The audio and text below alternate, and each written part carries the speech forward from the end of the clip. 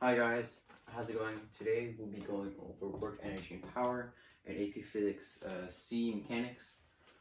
Just a deep overview, we're going to go over things you will have to know, basic ideas and concepts, and then we'll finally get into a problem towards the end. So hope you're excited, let's get into it. So to start with, let's go over the concept of work. So work can be defined as the integral of force divided into the displacement. This might be easier if you have a graph or if you have a function, or we might consider work as the dot product between the force vector and the displacement vector, delta d because it's no longer infinitesimal.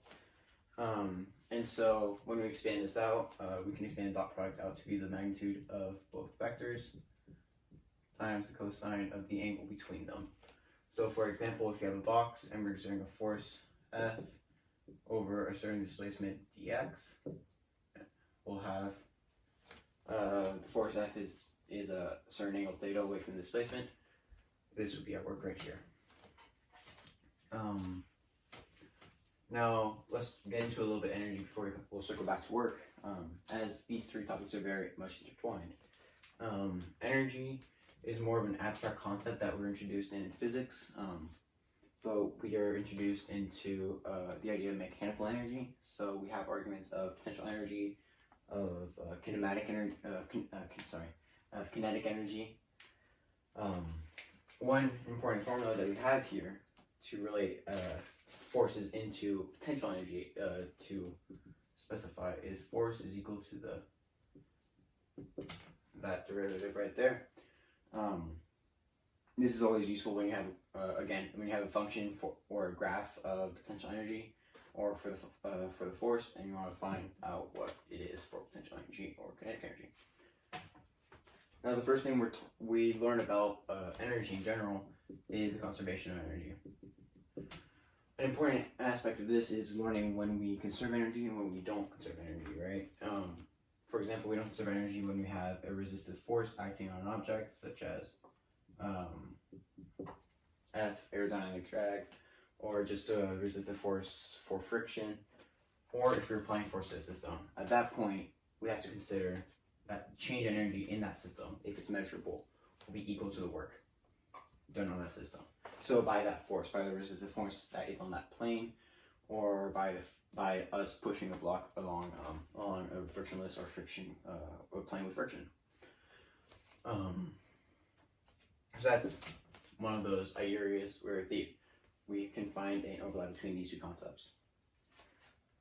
So looking further into energy in general, our original arguments may start like this.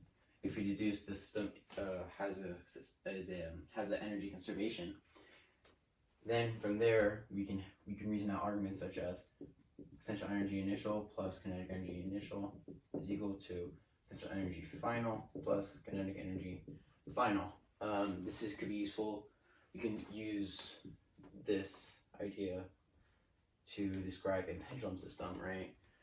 If we deduce that this down point right here is 0 of that pendulum, then we can deduce a minimum height here for potential energy, and we have kinetic energy at the bottom, and from there we can have arguments for energy.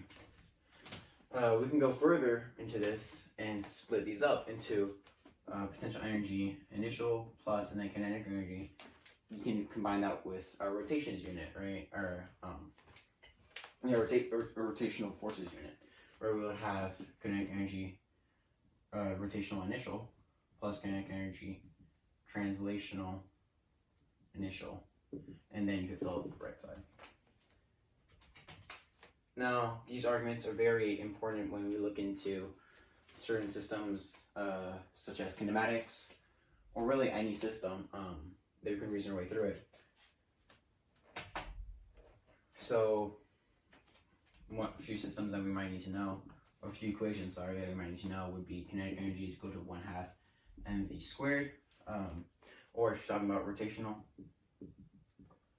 this would be equal to 1/2 moment of inertia times omega squared. For potential energy, we would have mgh for gravitational potential energy, but we are also introduced to the idea of a spring potential energy, right?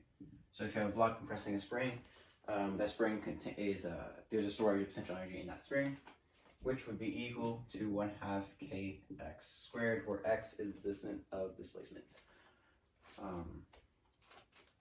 So whenever we're using these formulas, that should be on our equation sheet.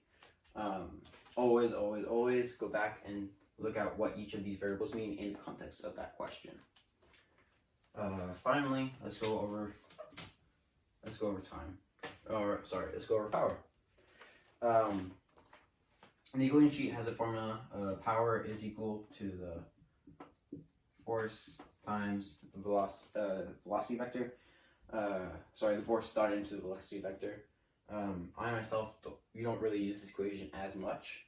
It is, however, on a equation sheet, and you can try to derive this from our original work arguments. But overall, what this comes out to is that the power is equal to the change in work over the change in time. Now, this for this unit and for mechanics, these can be reasoned out relatively easily, such as if you have a block sliding over a plane that has friction on it. If we have the force, we could find out, and we've got the force and the displacement of the block over a certain amount of time. We can easily work through these equations for work, plug it in, and we'll have a change in time. So let's get into the problem. So as you can reasonably infer, we have a block of mass m on top of a inclined plane that has height h. As it comes down this plane, it goes along this horizontal stretch where it finally collides into the spring system with a spring constant k.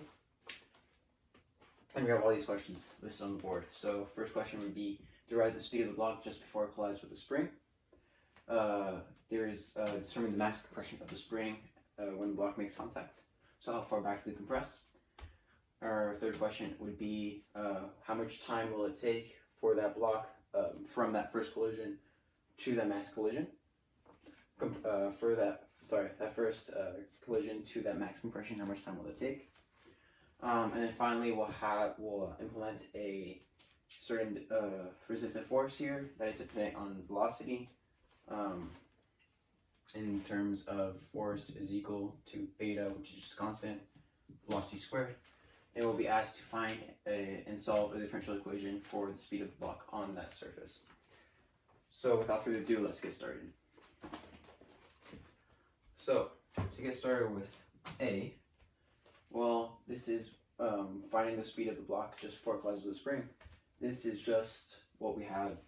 What we have here is essentially just a conservation of energy argument, right? So we have initial energy is equal to final energy. And what do we have? We have potential energy plus kinematic energy initial would be equal to potential energy plus kinematic energy is 0. Always deduce what our baseline is for potential energy, right? So if you express this term, this line right here, as potential energy equals 0, then we'll have this potential energy, initial potential energy of mgh for gravitational. So potential energy initial plus kinetic energy initial is equal to potential energy final plus kinetic energy final. So with the initial potential energy, as we deduced, would be mgh plus, well, if the block starts in rest, initial kinetic energy will be 0, which leads us into final potential energy as it reaches that point of being 0. We lose all gravitational potential energy, so potential energy final equals 0 plus 1/2 mv squared, and v is what we're looking for in this case.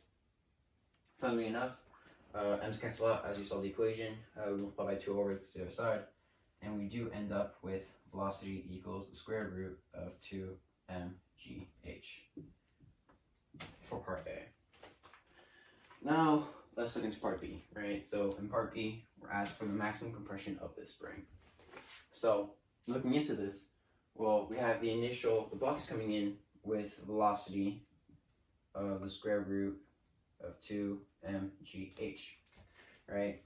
So once again, we can use our energy arguments in this case. So when it first makes contact, it's at 0. So potential energy to the spring is equal to 0.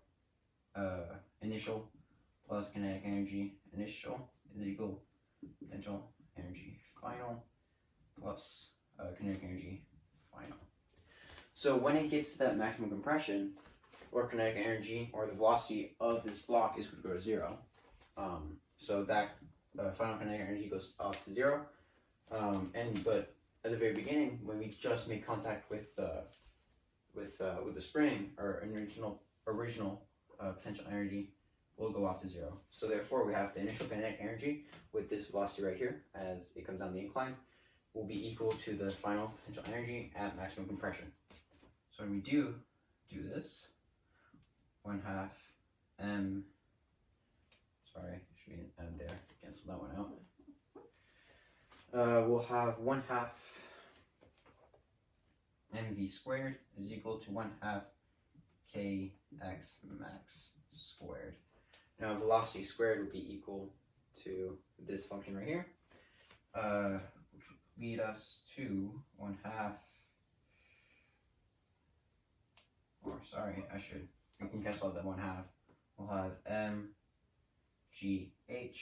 times 2 is equal to kx squared max.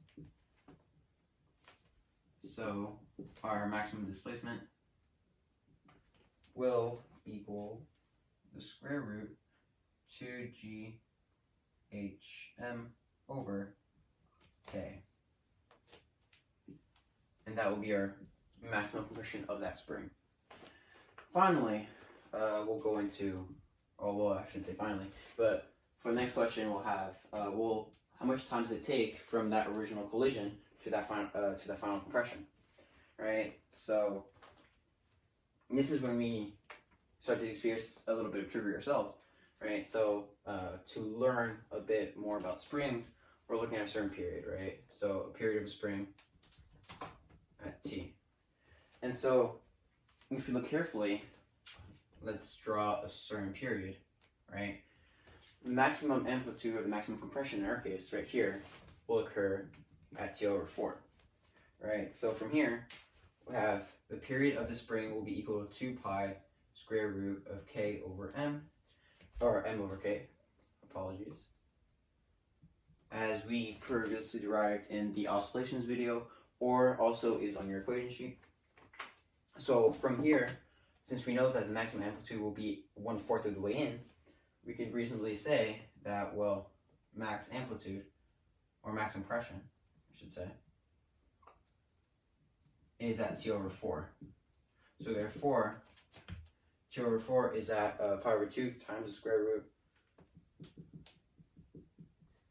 of m over k, and that would be our time. Also, it is very important to note that when I first approached this problem, I tried to approach it through kinematics, which never do that because it was very, well, in hindsight, everything it seems dumb, but it was unwise to use kinematics in this case because the force on that block is not constant. So finally, moving into the last part of the problem, let's erase this to give us a little space.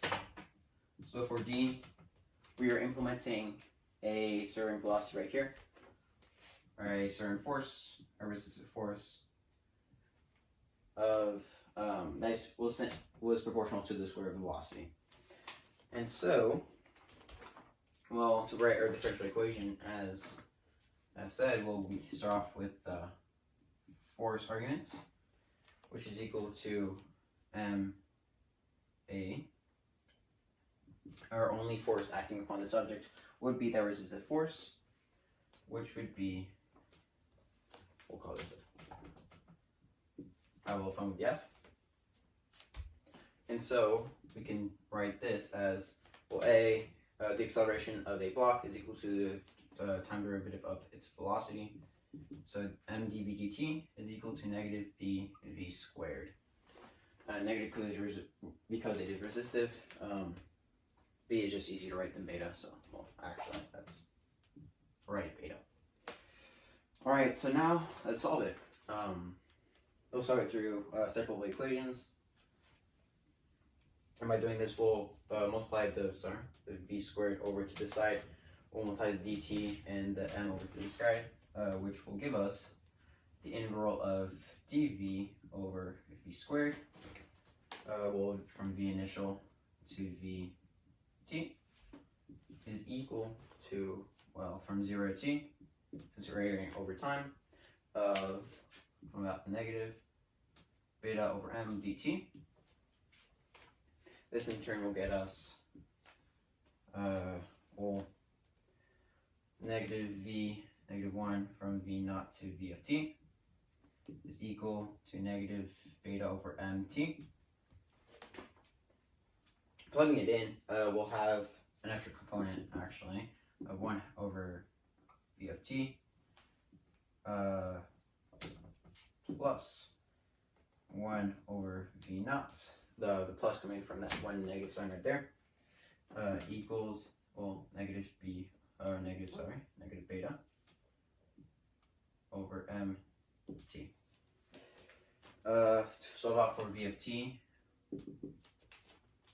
well, we can move this over to the side and take the reciprocal, which would get us v of t is equal to, well, let's solve, let's not do that many steps in our head. 1 over v of t is equal to 1 over v naught plus beta t over m, and we'll leave it at that.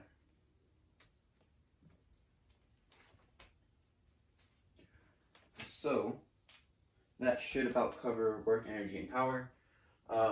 This is just a very good example of how problems like to combine everything that we learned so far. So we do have all this part, which is energy arguments, a little bit of work arguments, but really also comes into kinematics at the end, right? So we have many of these problems in physics, we have combinations of everything. And always be mindful of when we use kinematic equations and when we use energy problems. As I did explain from the one time I did try to use kinematic equations to find the time for the maximum compression of a spring, or the time for it. So, hope you enjoyed today's video, and I hope you have a great day.